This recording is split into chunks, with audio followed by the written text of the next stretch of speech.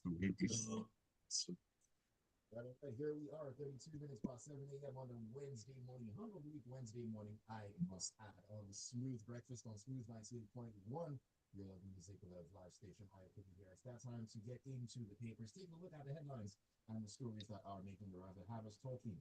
And of course, wondering where are we going to and what is going on. This is Freshly Pressed.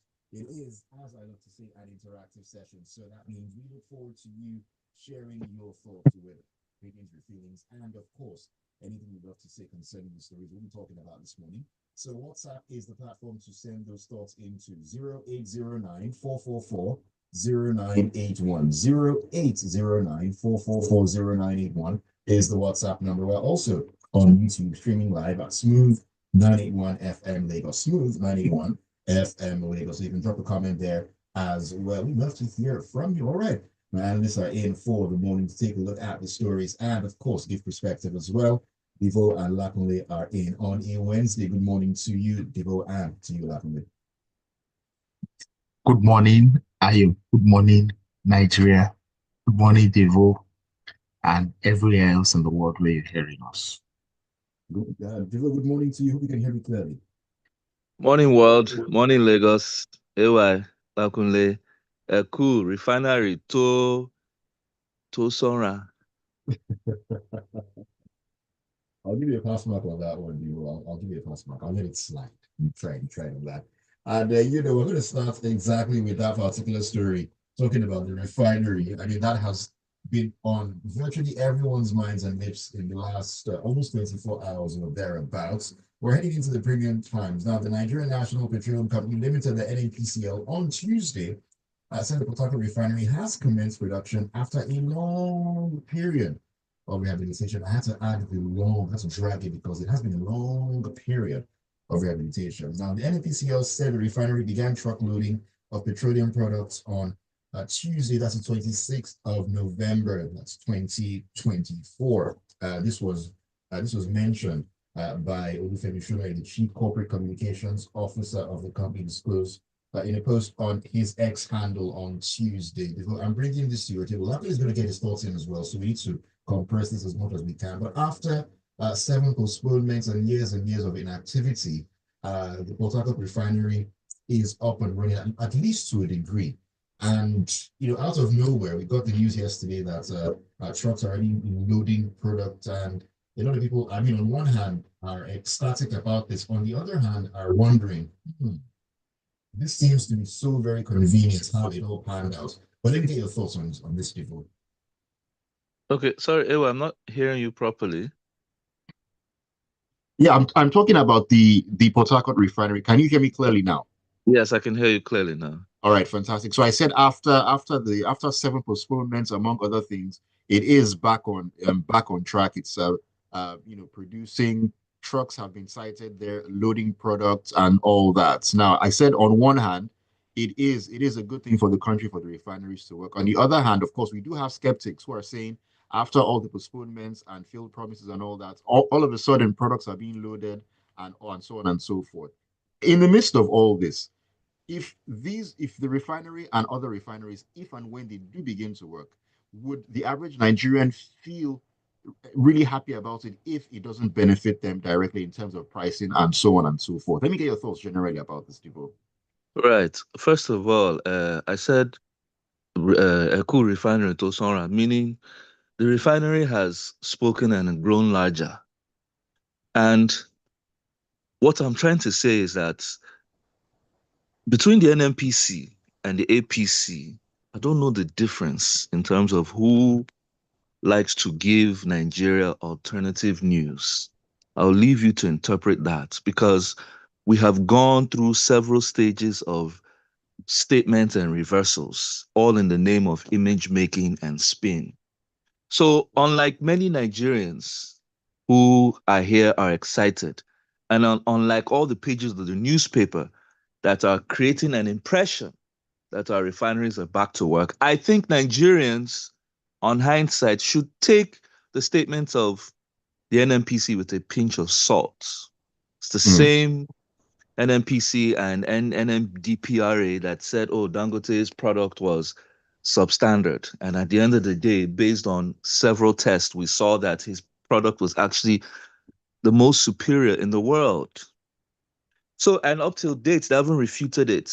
They showed us trucks yesterday that product was loading. Ask Nigerians begin to learn how to build your own government. You need to ask questions because it seems as if Nigerians are just looking for an easy bait to swallow so that they can move along. I know we've suffered. I truly feel for Nigerians. I am one.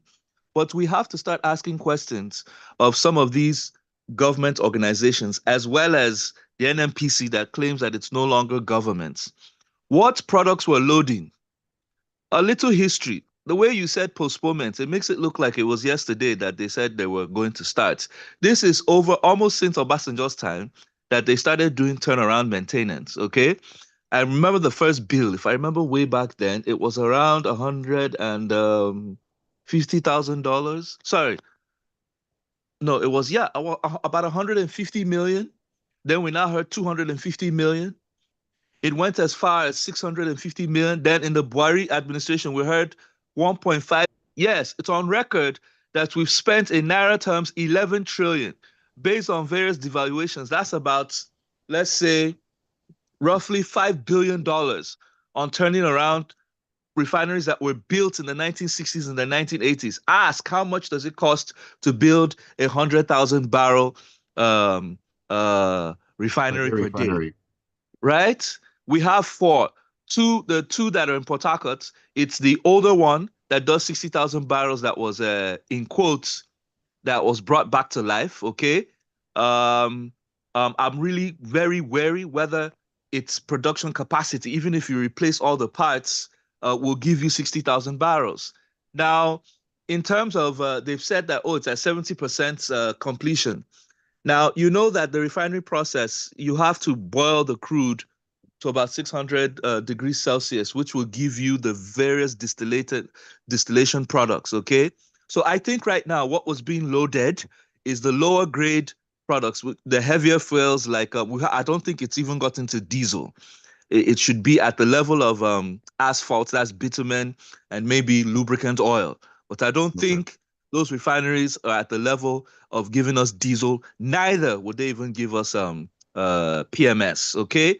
So Nigerians need to ask questions so that we do not go off on what I call it premature and uninformed promises. Now, the truth is this, to your last question. The whole idea behind our refineries is to ensure that we can refine and process what we produce locally. Okay, let's say the truth. Since the Obasanjo's period till date, they have gamed us. Let me use the right word. They have scammed us regarding turnaround maintenance. This is open information. Okay, it has been scams all these years. Finally, Dangote puts his own money and builds a refinery, and yet he's even still being scammed because a few cabals have made trillions off the subsidy regime. These are things that are easy to calculate. The question is, does this government have the executive will to put an end to that scamming? Secondly, in terms of pricing, Nigerians should stop looking for a cheaper fuel. We had it when the scam was ongoing, but we can't afford it anymore. All you need to do is check the price of imported fuel in Ghana, in Lome, Benin, Niger, Cameroon, so that you will see what others are paying. Hopefully, if production in Nigeria can be distributed, that's crude production, to the various refineries that are available, maybe we might start in the long run, start making some savings, which will not give us cheaper fuel, but it will give us fuel that is available. What I'm avoiding is that if the cabal decides to import cheaper fuel, that cheaper fuel is hazardous to the health, hazardous to your machines and your engines, and is not good for this country. We need to be very wary. Thank you for sharing those thoughts, Devoe. Lakunle, I know you probably have another angle or another thought process to this. Let me get your views on this particular story. Okay, so I choose not to be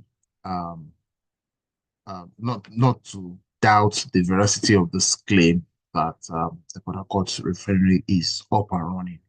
You know why? It's that you can say now in another week, we will know whether it's true or not, right? Because this is something that you cannot hide, you cannot cover up. It's a massive complex. People would see it that it's actually working. Now, I just wanted to put a bit of historical perspective into this because this is why it is easy for people to doubt the veracity of this government's claim. Over the years, we know that the genesis of this four refineries I was working was around 1993, 1994 area when Pengasan, Lupeng, and the general labor went on strike because of the June 12 elections. And the government of the day ordered for um, petroleum products to be imported directly into Nigeria. Suddenly around then was when the first turnaround maintenance happened. And since then, none of these things had worked. We had a two-time head of government of Nigeria who said to us that what he knows that this refineries are never going to work and that we're going to struggle to be able to even sell them as scrap at $200 million.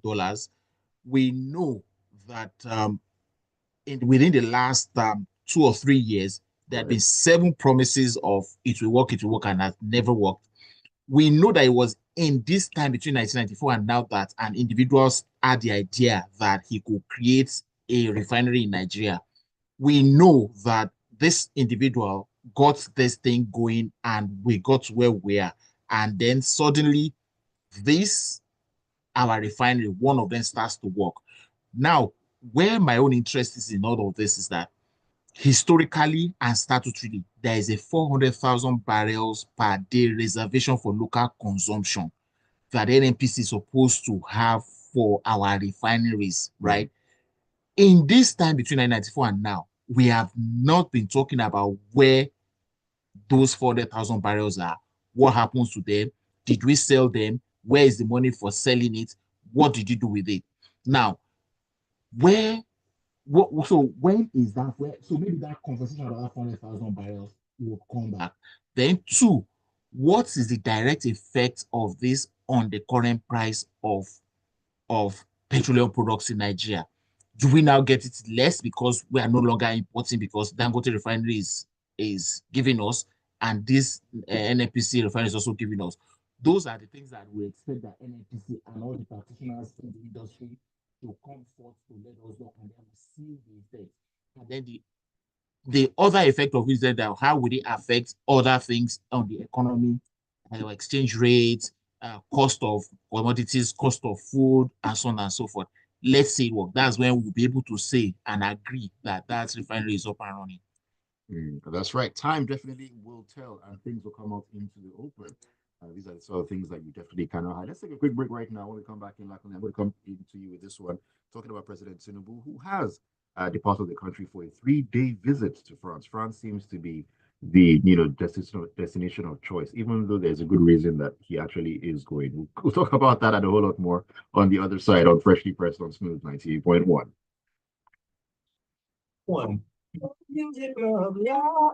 At least this one, they invited him. He said, we have come. And we're still at the cross. Even if they invited him. Hello, Lakunle. Yeah? You didn't say you wanted to speak on number one now. You arrived late now, so we didn't have time to talk about it. Story. Okay, we'll have to blitz the remaining half. Yeah. Because we just done one story for half this thing. 45 half time. So we'll just do we'll blitz 60. Yeah, we'll just go sharp. No more than 2-3 minutes on each one. 2 minutes. 2 minutes. Yeah. AY. Yes, sir.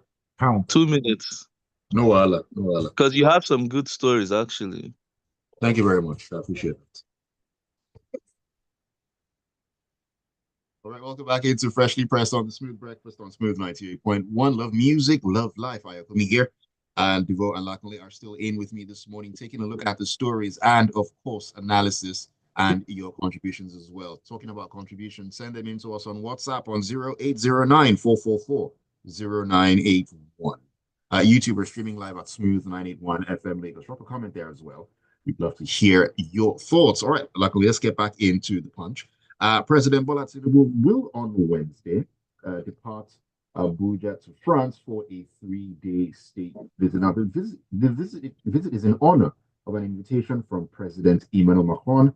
Tinubu's special advisor on information and strategy, Bayo Ononuga, revealed in a statement on Tuesday. So it's a visit that's supposed to focus on strengthening political, economic, and cultural relations and establishing more opportunities for partnership in different areas: agriculture, security, education, and so on and so forth. So Mrs. Oluremi Tinubu will accompany him on this visit as well. And of course, it's another time to actually talk about the number of visits that the president has made. This will be his 32nd foreign trip since assuming office 18 months ago. His 5th visit to France as well, although this one is not a, in quotes, personal visit. So this has to be a visit that something must come back, not just, oh, we went, we talked, we didn't say anything. Nigerians must begin to see the fruits of these foreign trips. Okay, so starting from the number of trips he's done over the last 60 months or thereabout, that comes to that he leaves Nigeria like every 20 days, right? If my arithmetic is good enough. When you look at it from that perspective, you would think that it's a waste of time, it's a waste of money, and all of that. And why is he not sitting down here to solve our problems? I think that much of the problems we have is not a matter of an individual sitting down to solve them. So I'm not so much bothered about whether he's here or he's not here. It is the consequences of these trips or the result of these trips that matter to me. Okay, so he's going to France to go and do all this. In the other perspective of it, before I lose that line of thought, is that while in the same Africa, in the same West Africa, there are countries who are historically tied to France who are working aggressively and hard to dissociate and distance themselves from France. Why are we have a African Union where all these heads of government of these African states meet and discuss what is the attraction to Nigeria with France, while other African countries are trying to leave them? Why are those ones leaving? Why do we want to join them? But of course, in diplomatic terms, it is not right for a head of government to invite you and turn it down. It does not speak well of you. Okay. The other visits may have been private, may have been whatever it is. I do think that all the reasons that's been given here are things that Nigeria need help on, particularly in terms of education, in terms of health. We have about 20 million children out of school. How France is going to help us, we'll see when they give us that documentation of whatever of the outcome of the meeting. We have a health issues all over the place. How France is going to help us to build our primary health centers to take care of our basic health needs. I'm struggling to see that as well. But then we say that we're looking for foreign direct investments. Yes. Is it the president that's supposed to lead it all the time? I think so, but I don't think that it is enough to worry about it right now. We can talk about it in terms of that number. Don't forget, it was then Obasanjo came into government in 1999 that late Gani Fawehinmi started to count the number of trips he's made out of Nigeria. Then it became fashionable to start counting for subsequent presidents. Previous people before then have even done more, right? And we didn't have this matter of the number. I don't worry about the number of times he's traveled. It is a result of and outcomes of those travels. Quality, not quantity. Yeah, exactly. All right, thank you for sharing those thoughts. Like, incidentally, President Obasanjo was the last Nigerian leader to be invited to France on a state visit.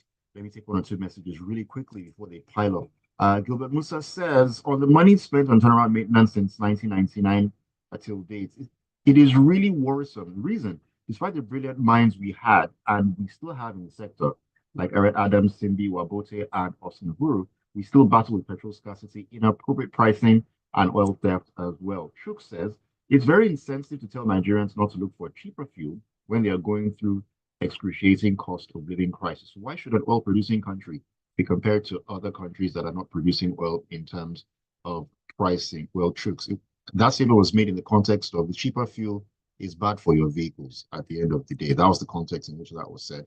Shagun says, visits to France is nothing to celebrate. We all have a good idea of how France has related with the countries they colonized. It's not likely to be for altruistic reasons. Okay, that's Adopsy sending that message, something you alluded to, Lakunle. Devoe, let's talk about the interest rates. They have gone up once again. The Monetary Policy Committee of the Central Bank of Nigeria has further raised the interest rate by 25 basis points to 27.5% from 27.25%.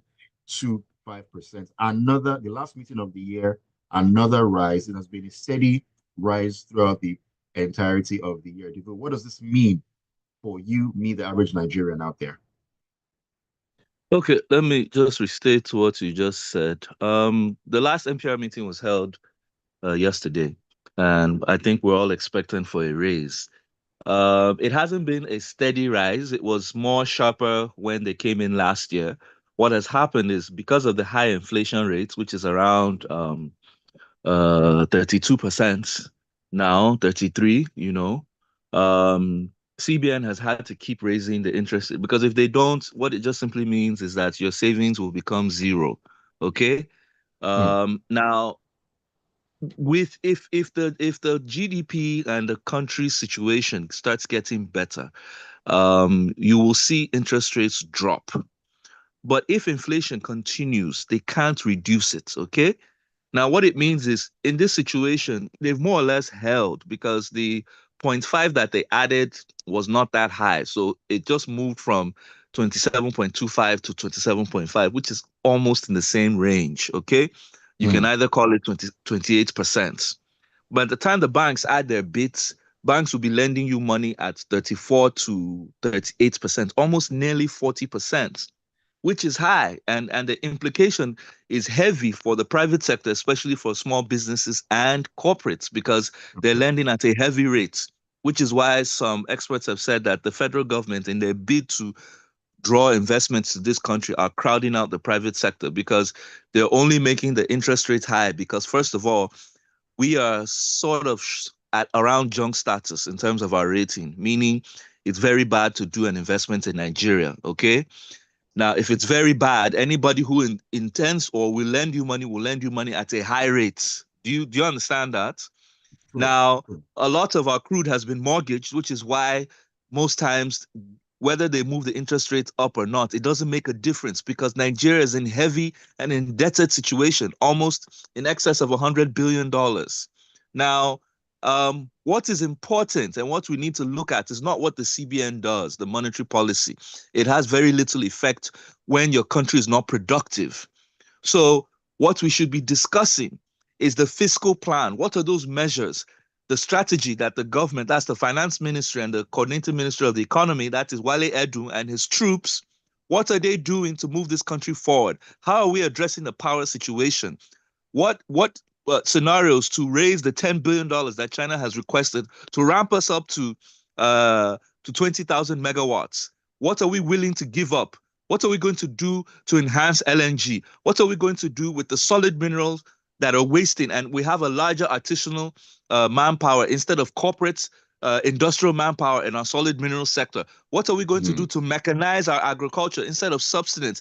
These are the long-term and short-term fiscal measures that need to be in the pages of the newspapers on the front, not interest rates, not the price of cheap fuel, not what is dollar today. Let us start discussing what needs to move forward. If we don't get productive, we're going to sit here wallowing around. And he said our economy was in shambles. He didn't say. Let's stop running around like chickens and move the blocks that are required to get our economy growing forward. All right. Thank you, Devoe. Let's take a story, Lakunle, before I take messages, as time is absolutely flying by. It does that when we're having great conversation. Let's jump back into the pod, Lakunle. Let's talk about Yaya Bello. He's in the news once again.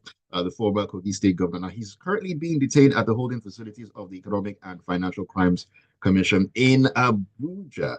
Now, Bello, who was declared wanted by the anti-graft agency in April over an alleged 110 billion naira fraud, was finally grilled after all efforts to have him arrested and stand trial proved abortive. This whole drama concerning former Kogi State Governor Yaya Bello. We've heard different stories. It seems like it's seasons of a series of a drama, as it were. Now he's in EFCC custody, and it seems like this particular case will go on. And you just wonder, I mean, after all the drama before, how come things just seem to have resolved themselves so naturally here, him going into custody? Uh, so, unfortunately, so much of the crime that's committed in this country against ourselves and against the law as it may be have been politicized, and we have always used this. We are the ones who make the law. We are the ones who can make you suffer for even what you did not do. So that is what gives rise to statements such as, I can make you disappear and nothing will happen. And you hear people say to each other on the road everywhere, because everybody thinks at some point that they are capable of circumventing the laws. So here we are, a governor, a sitting governor, now a former governor, who is supposed to be holding this law in trust for the people of the state for 8 years, is being arraigned for financial crimes. Now ask yourself, from the moral point of view, what does a man want to do with 110 billion naira? Can he finish spending that money in a lifetime? What does it profit? So when you look at it from that moral perspective, when you look at it from the legal perspective, you start to worry about us Nigerians, and what is wrong with us as a people. Why do we do the things we do? It's so unbelievable. There is not that there is a teaching hospital in Kogi State today that can take care of any health issue. Primary health centers are not there. The number of out of school children are unbelievable. It's not that anything has changed. It's not that there's some index that you, or indices that you can look at and say it has moved from 0 to 1 or to 3 or to 5, or so that you will not have to worry about the money that is being alleged that he has laundered, or he has misappropriated. Yeah. So if, let's say, that there have been some indices that you can say, okay, agriculture wise, this, you might say, okay, maybe, the way we'll talk about those kind of things and say that there are no more excuses for those kind of, but there's nothing. And also the matter of, as a sitting governor, he willfully damaged government property. He got a road excavated because of an election. I hope they have that to his trial. Unfortunately, EFCC doesn't handle that kind of a thing. But you begin to query what happens to us as a people when we get into position of power, and then when we leave, this kind of things happen.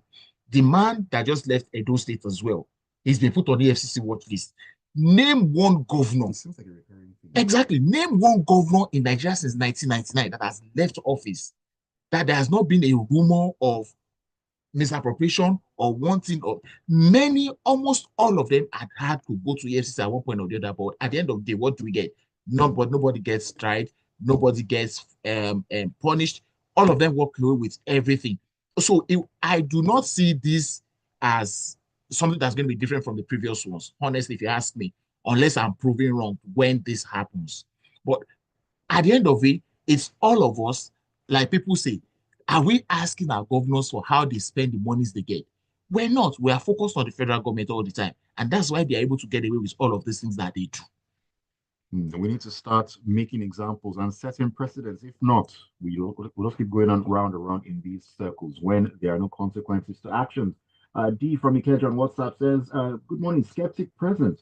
I do not believe this story at all. In fact, I'm more inclined to believe in the existence of Super Ted, Spotty, and Texas Pete. These individuals should just stop spinning lines. Lakunle, do you really think they care if we find out weeks from now that story that we're fed isn't true? Well, I mean, you'll have to save face if that's the case. Two people cannot suffer the loss of a lie. If the person you are being lied to does not know that he's being lied to, the person who is telling the lie knows he's telling the lie. King Joe says Peach Refinery is working now. Please ask them how much was the fuel lifted sold at? I mean what price? Please, oh, so many questions. Veronica says Somewhat good news with the PH refinery because the NNPC, they can lie. I heard the refinery is one out of the two in Port Harcourt, and the one supposedly working is the one that back in the day was used for diesel refining. I mean, diesel, those trucks lift up in the videos we saw. Well, we don't know. We said product was lifted, we don't know Let them shall lift what was something. lifted. That is And what Ayokunmi says, the sudden announcement that Port Harcourt Refinery has started loading trucks with PMS is unbelievable, as we do not know when it started production, and no sample of the products were presented to the public. Yemi from Marina says, I'm more concerned as to why Naira is yet to appreciate. If Dangote has truly started to distribute in Nigeria, and we're saving all the FX that would have been used to import, why is the Naira still depreciating? Well, it has been a bit stable, recently. So there's that. Steve from Maryland says, I think it's too early to celebrate the operation of the Port Harcourt refinery. It's too good to be real. Let's give it some time. Let it not be like the purported arrival of the brand new Nigeria Air aircraft celebration that was short-lived as a result of deceits surrounding its procurement. Michael says, for as long as school sets its qualification for governance, shallow reasoning will prevail. And Bobby says, why is it ever so impossible for anything tangible to work with even the least moderate efficiency and appreciable impact to the advantage of the everyday Nigerian at first call, as it always is the case with those in the ruling class? Why do ordinary Nigerians have to hang on to speculations upon speculations after more speculations before anything beneficial comes to them, if ever at all? I can never pretend to love this country as it goes. All right, we need to call it a morning on the show. Thank you for sending the messages in. Apologies to those ones I couldn't take. Time flies by really quickly on the show. Thank you so much, Lakunle and Devoe, for joining me as always. Thank you, Ayo, for having me. Let's hope by this time next week, we'll see more evidences that the Port Harcourt refinery is up and running, and would have also seen the effect in the pump prices of these products. I'm optimistic. All right, Devoe. If horses could fly, now go to Toshika. And on that note, thank you once again for keeping it tuned to Spirit 98.1. Don't go anywhere. We're going to talk sports in the locker room at 8:15.